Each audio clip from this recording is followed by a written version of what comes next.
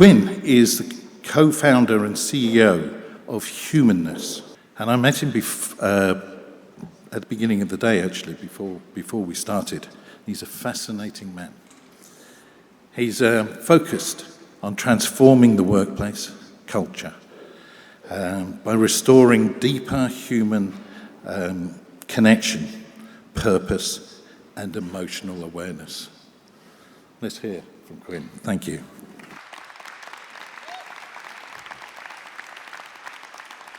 Thank you so much.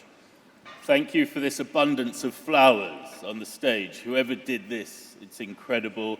Thank you to everyone who organised this event. It's incredible. The setup, Babaji, thank you so much. I don't know, I've nearly cried about 4 times since arriving at this venue, and I don't want to come across completely insane, but it's had an impact on me because for the last 3 years I have tried to bring human qualities like humility, kindness, and love to the workplace, and it has been very difficult.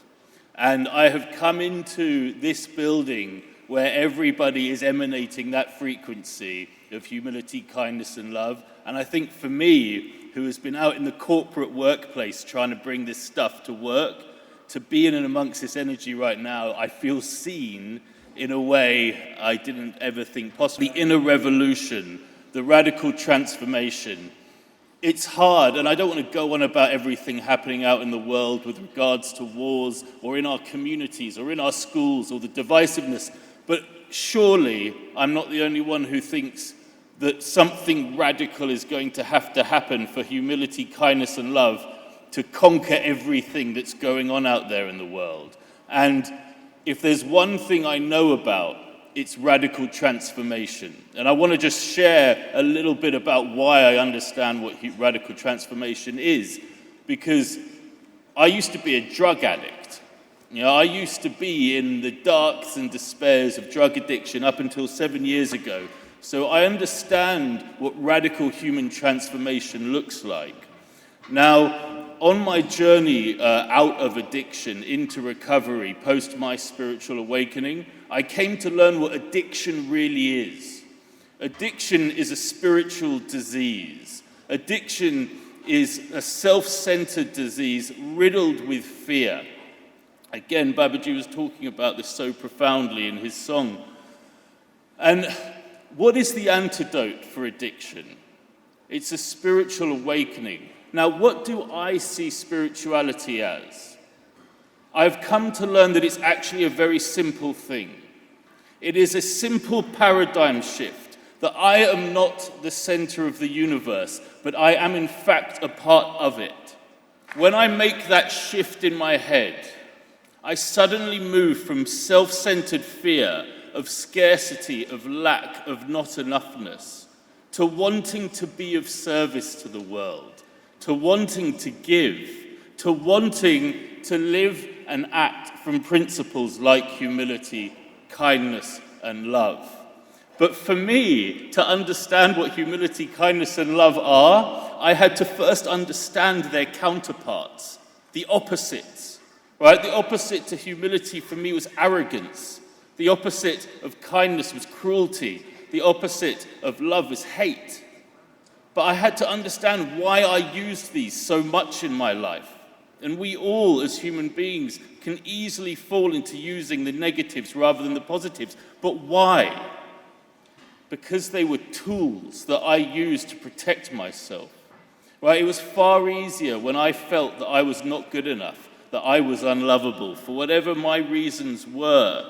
You know, and again, Babaji in his song spoke about the thoughts in our heads, the ego, the narratives we tell ourselves. Far easier for me to use arrogance to put other people down than to actually go within and try and give myself love. Far easier for me to be cruel to others before they could be cruel to me, and far easier for me to hate so that I could blame other people for me feeling like a victim. But when I understood that these were tools that I used to survive, to get by, to exist in life, I could understand that they no longer served me. And at that point, I get to wake up to spiritual principles like humility, kindness, and love.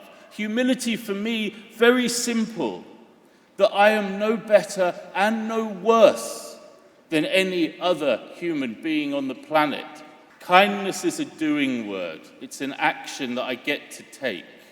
And love, for me, has come to mean truly seeing myself in another. What does that mean? Seeing my soul in another. And when I can operate from that place, my whole life changes. So what does all this have to do with work? Well, what I realized was the world of work is as sick as the addict. The world of work since the Industrial Revolution has had to operate on a growth at all costs operandus, at a profit at all costs operandus, and it's not sustainable. In order to have a team of people, whether it's a small business or a multinational corporation, to work at profit at all costs, you have to have scarcity, you have to have fear, you have to have lack. Otherwise, people aren't going to operate and run over whoever they have to run over in order to hit the numbers, to hit the profit. So the world of work has needed fear. It's needed scarcity. But the problem is we spend 80% of our lives at work. 80% of our lives, right? And so what? We're supposed to apply spiritual principles at home, with our friends, in our communities, in our religious spaces, but then just turn up to work and act completely different. That doesn't work anymore. It doesn't work for humans anymore. It doesn't work for business anymore. Right? This is why we're seeing global engagement numbers collapse. We're seeing people being laid off in their hundreds of thousands. So it's broken. So the time for revolution, Babaji, is now.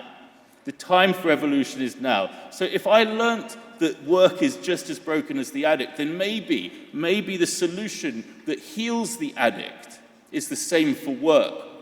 And so what we created at Humanness is a process, a program that restores soul to the heart of business operations.